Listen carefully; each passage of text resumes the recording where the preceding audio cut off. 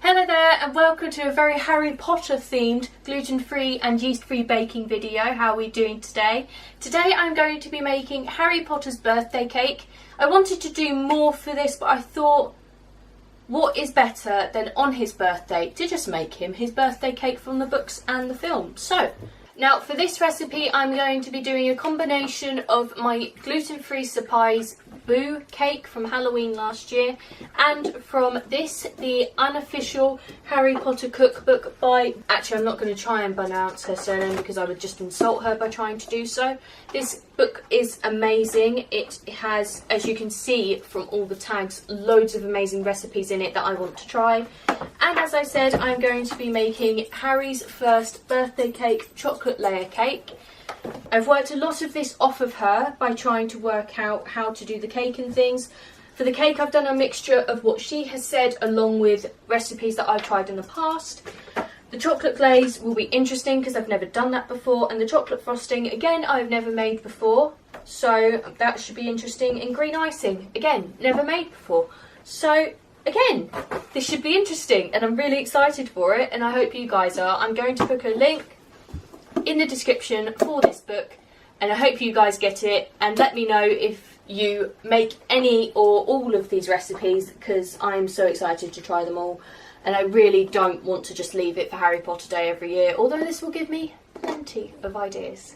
You will be needing the following equipment: scales, measuring spoons, cake release spray, a measuring jug, spatula, large mixing bowl, you will need 3 of these, 5 20.5cm cake tins, baking paper, a palette knife,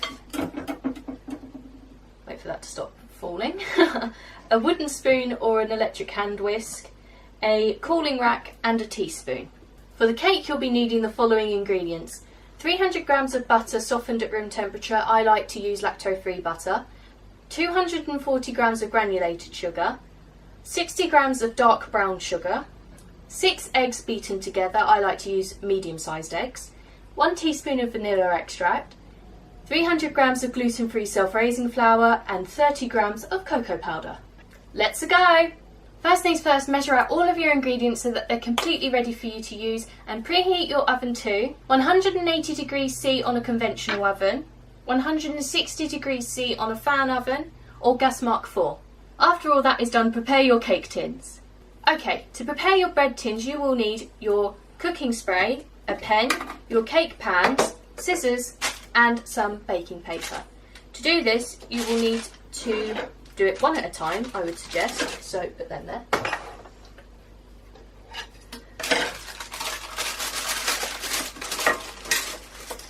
Put your cake pan in the centre, grab your pen and draw around your cake tin.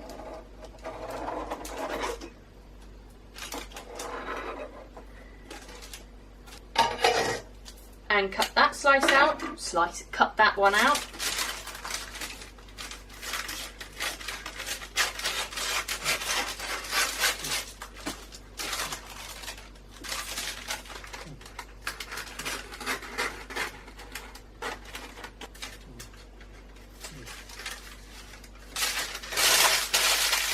Throw that to one side. Grab your pan, give it a quick spray, coating all around the edges, giving it a good spray so that the cake doesn't stick. Place your baking paper in the middle of your cake pan, and then I like to give that a quick spritz as well, just to make sure it's even easier for the paper to come off your cake. Repeat this 5 times until all your cake pans are ready. Now that you've done all that prep work, the first thing you're going to do in actually making the cake is putting your butter into your mixing bowl. I'm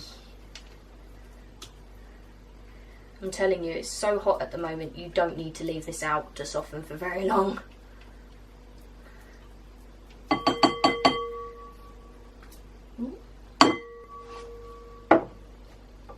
Now sprinkle on your granulated sugar. And now sprinkle on your dark brown sugar. Now mix together until fully combined. I'd like to say light and fluffy, but I don't think it's going to turn out that way with the dark brown sugar. So let's just mix and see how it gets on.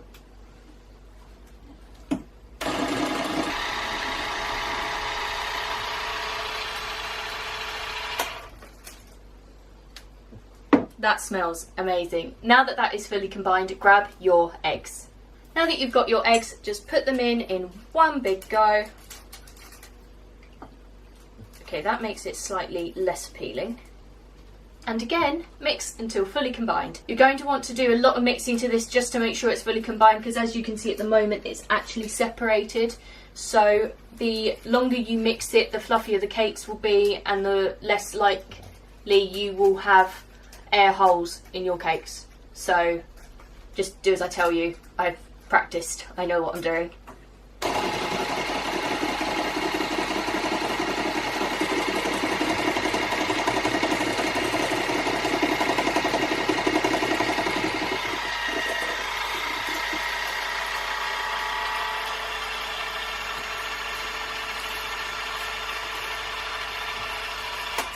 Now that they are fully combined and looking not the most appealing in the world, but it will be tasty, I promise, grab your vanilla extract. Now that you've got your vanilla extract, again, just add it in one big go, making the cake look even more appealing every second. And again, mix until fully combined.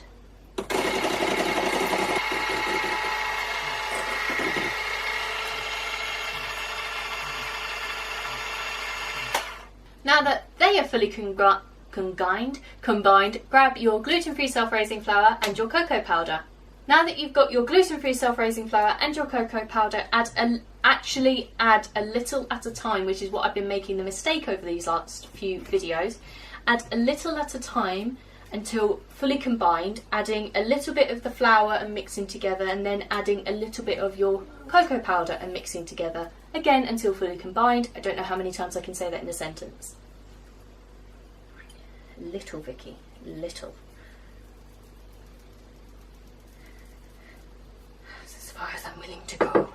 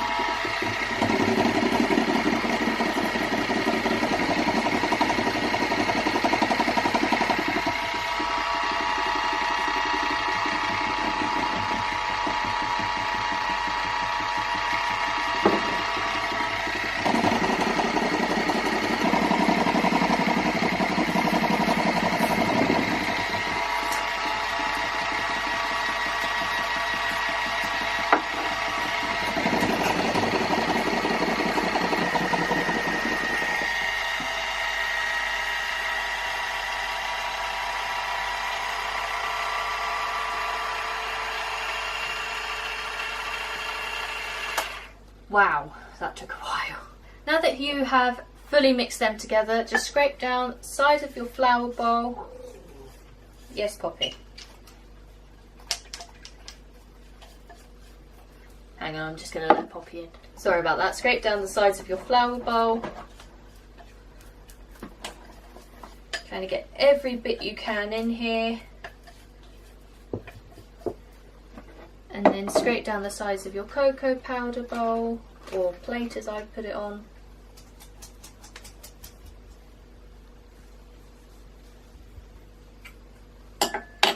And then finally scrape down the sides of your mixing bowl.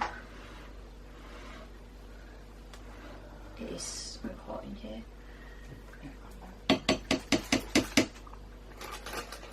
And mix one final time.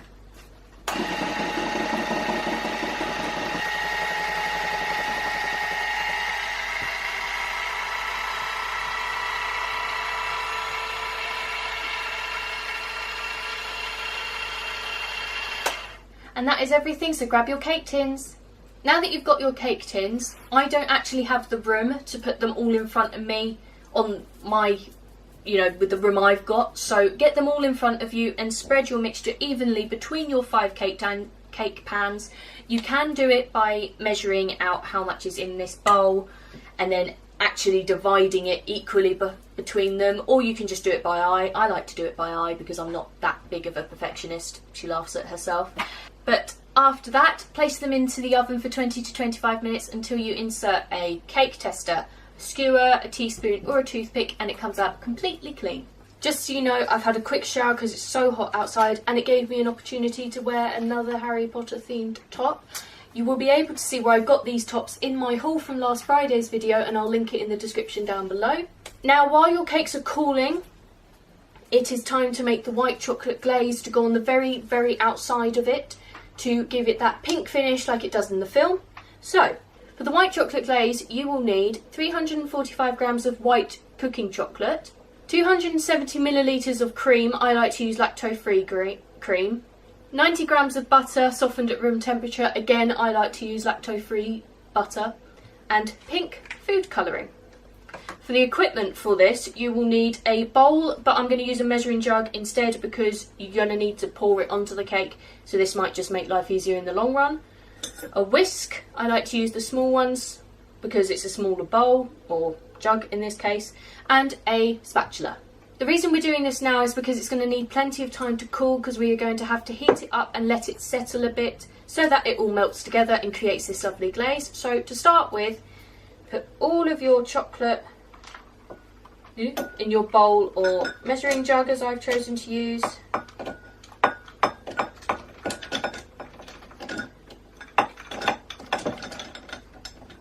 Wow, that is a lot of chocolate. Followed by your cream. No!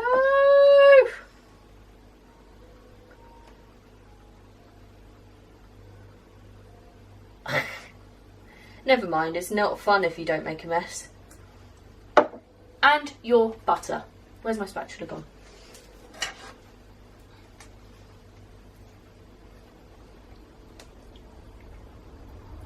Now, I know it doesn't look very nice at the moment. It actually looks quite vile. But it's going to make something absolutely delicious and wonderful. So we're just going to go with it. We're going to leave the pink food colouring for the moment because I wanted to add that in after it's all melted so we get it the perfect colour, and then it will just settle itself out and harden a little bit so it's still pourable but not boiling hot. So now I'm going to put it in the microwave for 10 seconds at a time until it is nice and smooth. And then I'm going to clear up the table before I start the next bit. Now that your white chocolate glaze is all smooth and lovely. Oh, by the way, before I forget, in between each 10 second interval, I gave it a quick whisk. I had to wait about 30 seconds before I was able to do that because it was just too hard for me to be able to move anything. But it's better to be safe than sorry with this. The amount of times I have messed this up is unreal. So now here's for the fun part. We get to add the pink food colouring.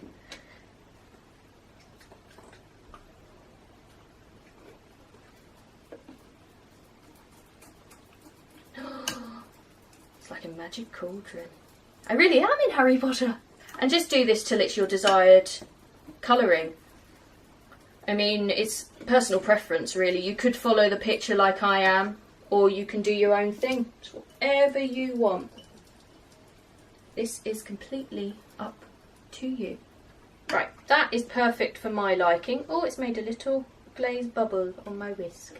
So now that that's done, put this off to the side to cool down until it is still pourable, but it's not hot. Now that both your cakes and your white chocolate glaze, well, now it's not white anymore, it's pink, but anyway, while your chocolate glaze is off cooling, your cakes, it is now time to make the buttercream. I'm so excited for this. For this you will need 280 grams of butter softened at room temperature. I like to use lactose-free butter. 560 grams of icing sugar and 3 tablespoons of cocoa powder. You will also be needing the following equipment: a spatula, a tablespoon, a large mixing bowl and a wooden spoon or an electric hand whisk. The tablespoon is completely optional, it just helps me keep in mind that I have to add a little bit at a time when it comes to the icing sugar or flour or anything like that, because I am ridiculous at remembering that. So, first things first, add your butter to your mixing bowl.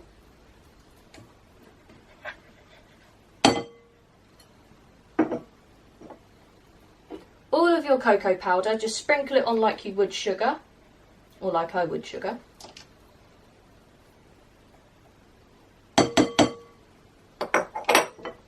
And now, using your tablespoon and your electric hand whisk, begin mixing your cocoa powder and your butter together, adding a tablespoon of icing sugar at a time. As I said, the tablespoon is completely optional. As I get to the end, I'm just going to be tipping it in, but it just gives me a rough idea and reminder to not add so much in one hit. No, you should be the other side. I should know this by now. I've done enough of these. Blimey.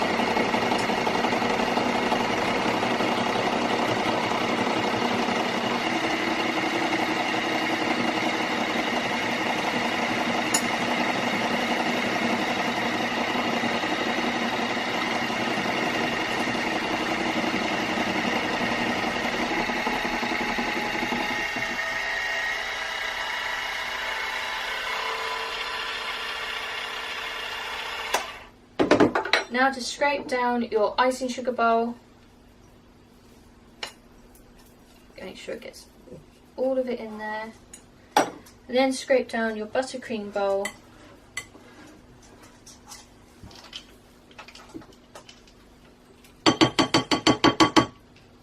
And mix one final time for good luck.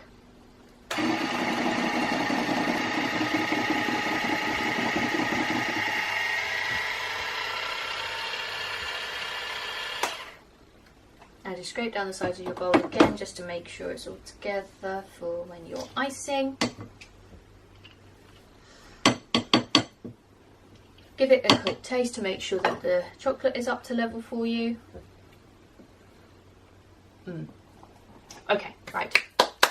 Now that you have baked your cakes, made your white chocolate glaze, and made some chocolate buttercream, we are now on to the last bit of making for this recipe, so let's get on with it. We are going to make some green icing. For this you will need 130 grams of icing sugar, some water, and green food colouring. And the equipment you will need is a mixing bowl, a spatula, and a teaspoon.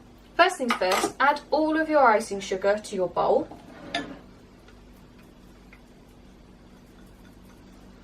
And now add 1 teaspoon at a time of water to your icing sugar until it forms a thick paste.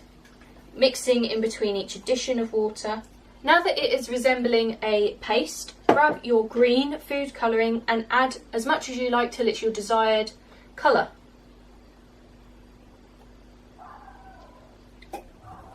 There is a dog that does not like my dogs up the road. And he is shouting at them. I think I'm going to make mine a little bit greener, not too much, because that's quite nice.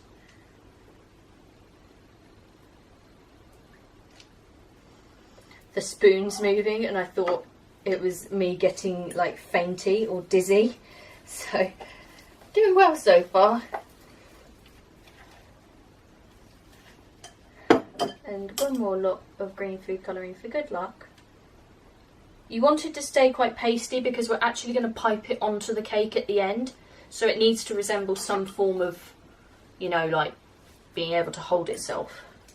Plus with every addition of food colouring it's going to get thinner. So, got to be careful how much you add. But if you know you're going to be adding a lot because you want the dark colour, just make your paste thicker. Right, and I think that I will leave it at that.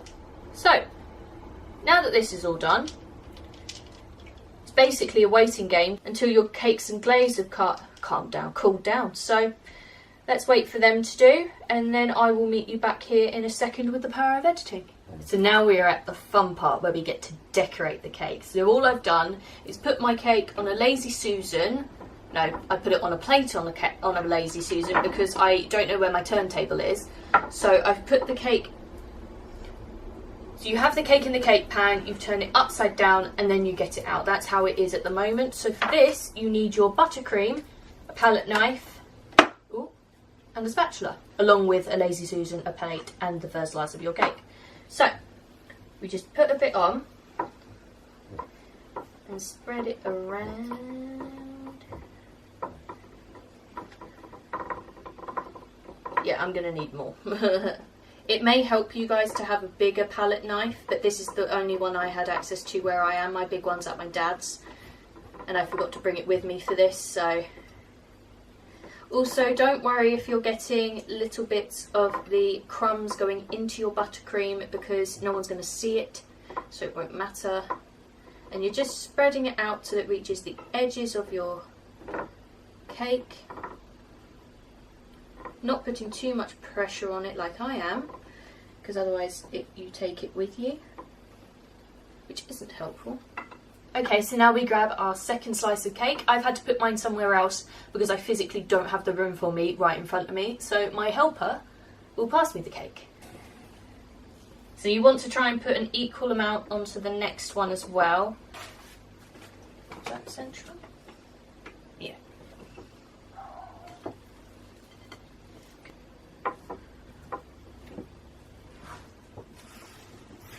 Now you can put as much or as little in between each slice as you like. I don't particularly like too much in between each bit because I know I'm going to get a lot of it.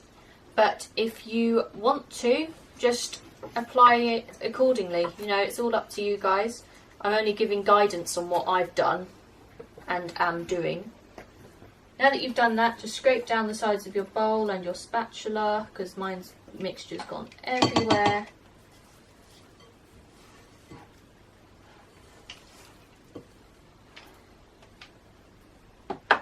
And now begin just going down the sides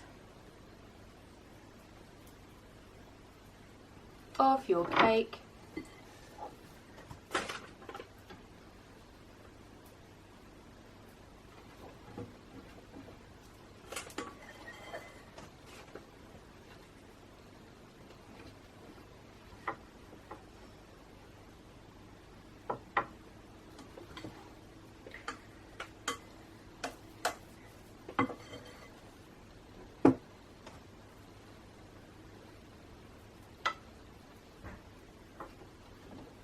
Also guys, don't worry about making too much of a mess because I am going to be putting this onto my cooling rack to pour the glaze on top, so, you know, I mean, look how much mess I'm making already.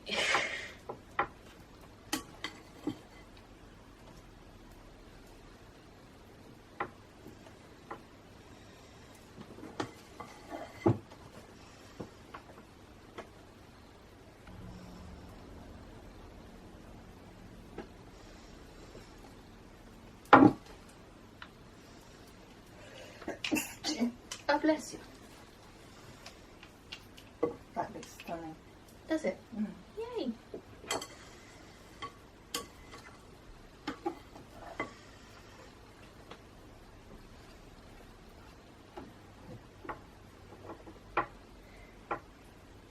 Now, I'm going to stop here because I know I've made too much buttercream, but it's far better to make too much than not enough. So I am now, once I've smoothed out the top, going to grab the white chocolate glaze. Well, now that's actually pink glaze. And this is why you needed to wait for it to cool down, because it would melt the buttercream. I wish I'd worked that out earlier. Let's go get it.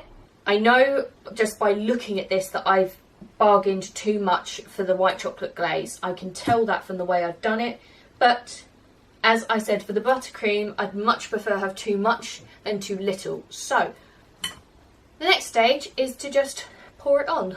Please don't make too much of a mess.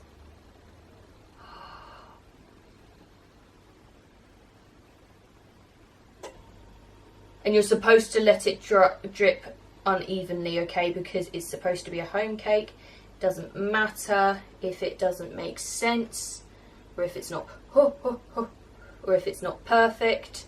Now, I know I said I was going to do it on the cooling rack, but you know, I've made the mess now. There's no point in worrying.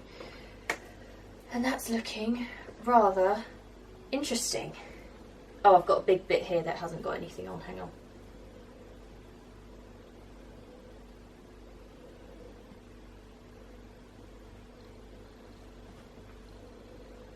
There we go.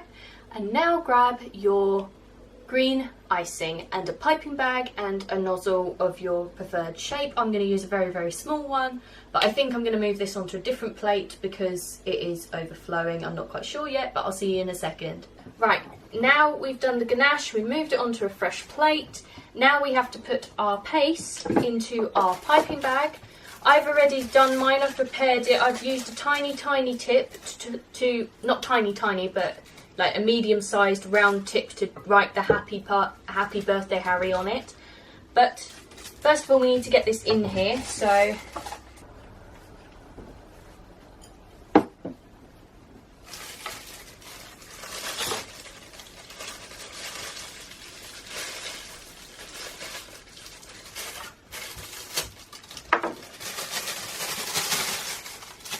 now that all your green icing is in your piping bag, just squeeze it right down.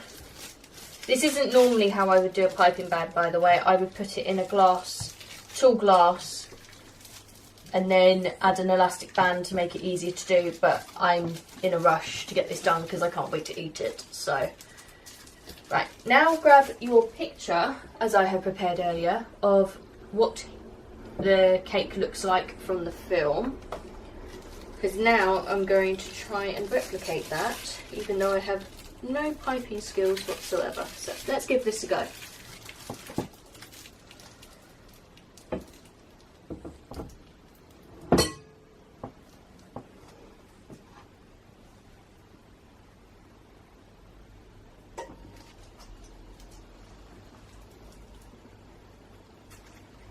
This is really, really runny for me, so I would highly suggest putting it in the fridge before doing it. I'm following both her instructions and my instructions, so just put it in the fridge after you put the ganache on, because it's just slip and sliding everywhere for me. It's turning out good, and it really looks homemade, so that's a bonus, but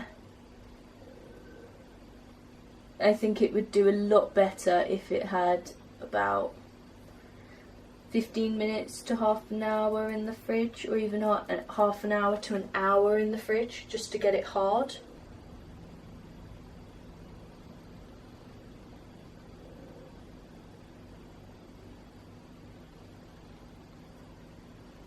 And that is it.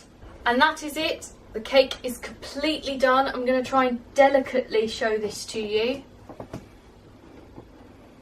Look at that. Right, before I tempt fate. And that is it. I hope you have enjoyed this video. Check out all the links in the description where the recipe for this lovely cake will be, along with my shop where you can buy the flour and all of the equipment you will need for this recipe. If you do make this at home, don't forget to tag me on Instagram, as that is the only social media I have, and use the hashtag bakingwithvickiie, which I will put in between my hands.